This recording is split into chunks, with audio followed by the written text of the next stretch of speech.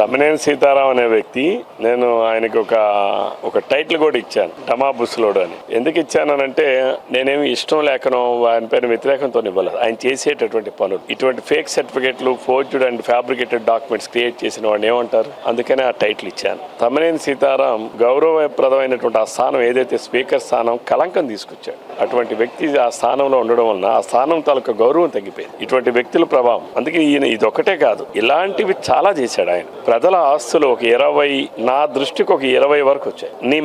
ఒకరి ఆస్తిని మీద ఇతనే ఫోర్జ్డ్ డాక్యుమెంట్స్ క్రియేట్ చేసి వాటి ద్వారా న్యాయస్థానాల్లో కోర్టులకు వెళ్లి వాళ్ళ మీద కేసులు వేసి వాళ్ళ భయభ్రాంతులకు గురి చేసి ఆ ఆస్తులను కైంకర్యం చేయడం. కృష్ణాపురంలో చనిపోయిన వ్యక్తి, అగ్రిమెంట్ చేసిన వాడు చనిపోయాడు, రాసిచ్చిన వాడు చనిపోయిన వ్యక్తులు మాకు రాశారని చెప్పి ఒక ఫోర్జ్డ్ డాక్యుమెంట్ క్రియేట్ చేసి కోర్టులో కేసు వేస్తే న్యాయస్థానం తీర్పు ఏమిచ్చిందంటే ఈ ఫోర్జ్డ్ డాక్యుమెంట్ క్రియేట్ చేసిన వేల మీద